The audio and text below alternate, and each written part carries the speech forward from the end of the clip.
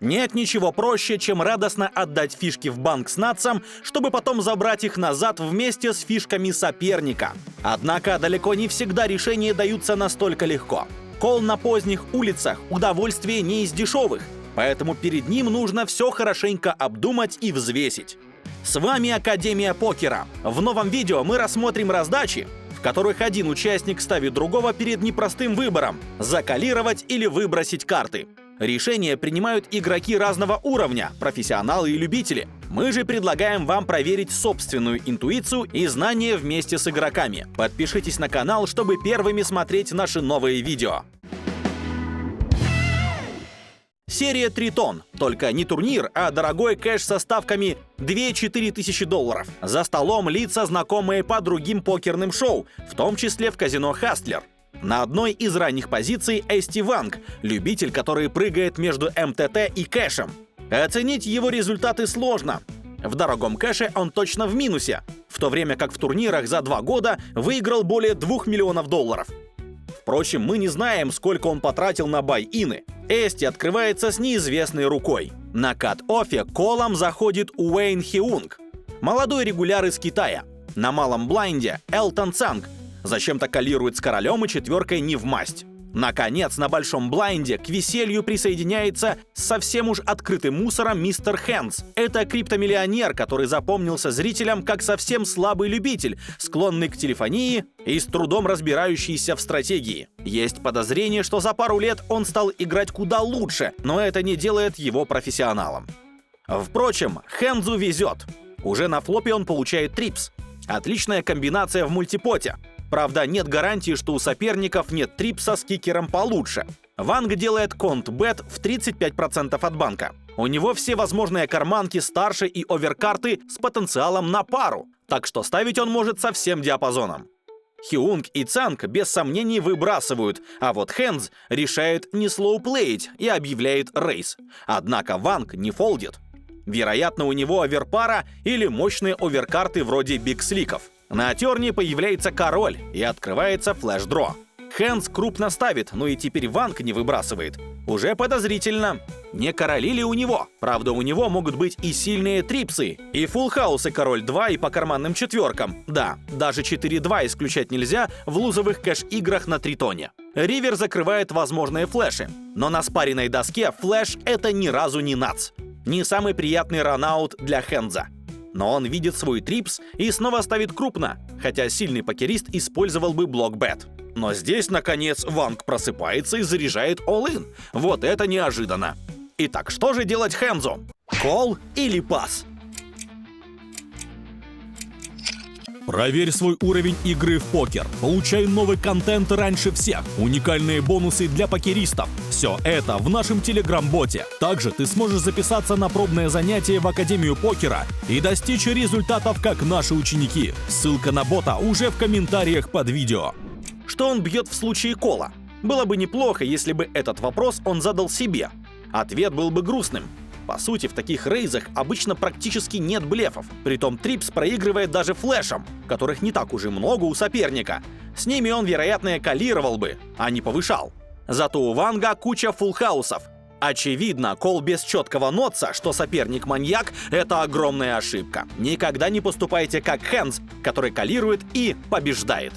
У Ванга блеф, совершенно безумный и совсем неподходящий. Зачем он коллировал на флопе и затем исполнял такой сложный кульбит? Сам по себе план имеет право на жизнь. Иногда даже полезно проворачивать такие мувы, чтобы соперники в следующий раз трижды задумались. Но противник для блефа был выбран крайне неудачно. Сложно представить, чтобы откровенный телефон Хэндс расстался с трипсом, не говоря уже о том, что он вполне мог продемонстрировать и готовый фулл-хаус. Итак, не делайте как Хэндс. Но делайте как Ванг. Иногда очень редко, но тщательно выбирайте соперников. В телефон блефовать не стоит. А если хотите увидеть более удачные блефы, посмотрите и первую часть из рубрики «Кол или пас» после этого видео.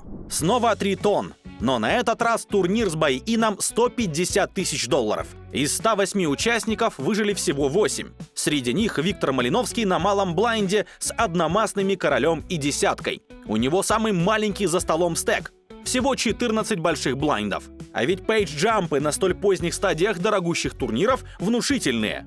В данный момент вылет стоит любому игроку 180 тысяч долларов ожидания. Белорус калирует, и для данной комбинации это абсолютно оптимальное решение. На большом блайнде колом защищается Джейсон Кун, американец в явном апстрике, что помогает ему в последние месяцы демонстрировать потрясающую форму.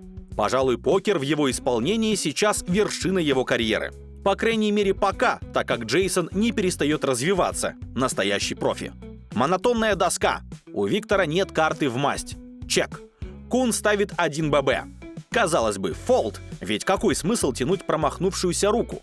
Но нет, выбросить Малиновский не имеет права. 2 оверкарты в столь широких диапазонах и без флеш-дро смотрятся неплохо. Кол. И вот удача, белорус действительно ловит топ-пару. Это не повод для донк-бета, зато настроение Лимитлесса явно улучшилось. Есть шанс удвоиться за счет чип-лидера. Джейсон ставит 250 тысяч. Плотный сайзинг. На монотонных текстурах такие ставки используются редко, но оба соперника отлично знают ГТО, поэтому их отклонения всегда продуманные и являются результатом эксплойтов или игр разума на разных уровнях мышления. Естественно, Малиновский калирует с топ-парой. Ривер, снова десятка, у белоруса уже трипс. Топовая комбинация в огромных диапазонах блайндов. Настоящая удача.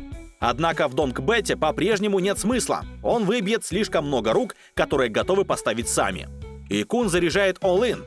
Итак, радостно калируем и забираем банк, или все же задумываемся о фолде? Невероятно, но после долгой паузы Лимитлесс бросает карты в направлении дилера. Пас. Как он нашел пас с трипсом в такой ситуации? Неужели один из лучших покеристов современности грубо ошибся? Неужели он испугался вылета и совершил неоптимальное действие? А ведь и правда. ГТО Солвер в ответ на фолд белоруса покрутил бы пальцем у виска. Он сам никогда не выбросит трипс. Только вот у Куна флеш с флопа. И кол действительно стоил бы Малиновскому вылета. Мы не имеем представления, как Лимитлесс раскусил Джейсона, но он, похоже, прочел соперника. Глядя на Куна, сложно представить, что в его лице можно найти какие-то рицы. Но Виктор нашел. Гениально. Двигаемся дальше. Дэн Кейтс с разномастными валетом и семеркой. Конечно, то пара для входа колом. Дилан Кол с валетом и десяткой. Питер на большом блайнде мистери Хэнзом рейзит до 2200 долларов. Джанглмен уверен, что его рука отлично смотрится в продолжении после огромного рейза. Но кол — это скучно. Нужно делать 3-бет до 8000. И этого человека операторы причислили к нитам? Впрочем, Кейтс знает, что Питер рейзит с половины колоды. Может, удастся его перебить? Нет. Китаец жмет кол без позиций. Теоретически он должен иметь относительно сильный диапазон. Флоп супер скоординированный. Дама, валет 9. У Кейтса валет и не капнутый диапазон с тузами, королями, дамами и валетами, но готовые сеты сильно напряглись бы, глядя на такую доску.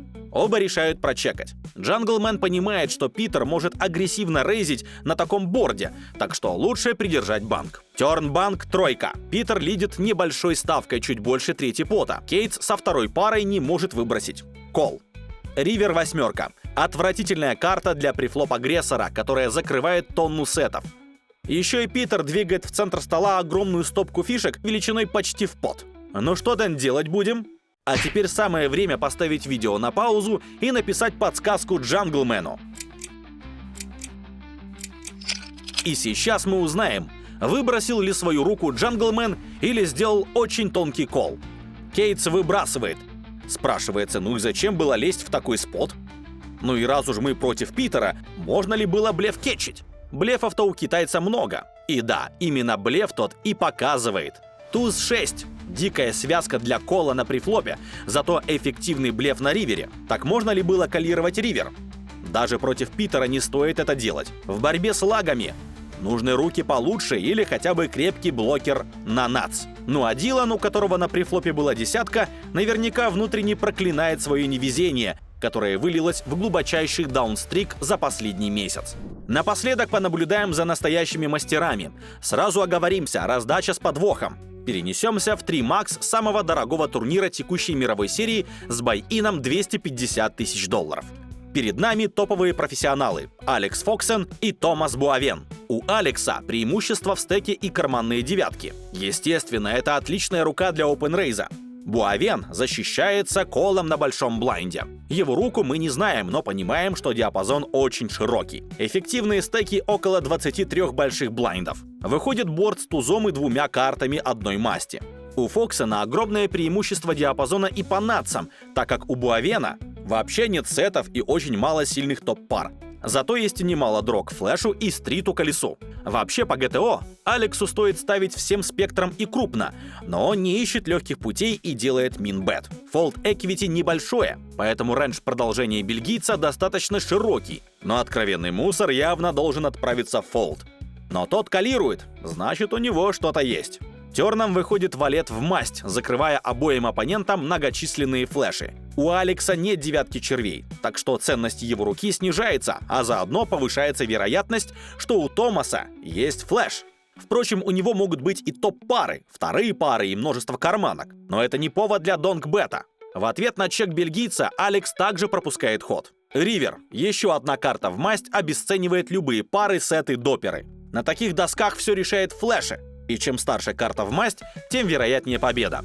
А рук с одной картой в масть огромное количество у обоих соперников. Только вот фактически у Фоксена такой руки нет. У него 3-я пара. Совсем унылый блеф-кетчер. Да и Буавен наконец берет инициативу и делает крупную ставку. Итак, кол или пас?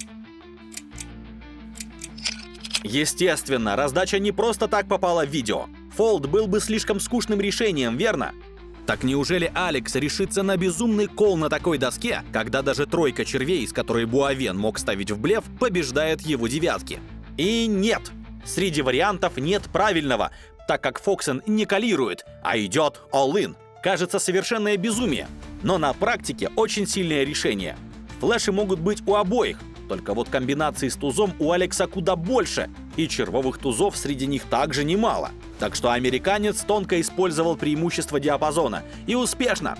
Бельгиец мгновенно выбрасывает свою руку. Правда, оказалось, что у того абсолютный блеф. Трифовая король 5. Но all-ином Алекс наверняка выбил бы почти все флеши, кроме как с тузом, королем или дамой.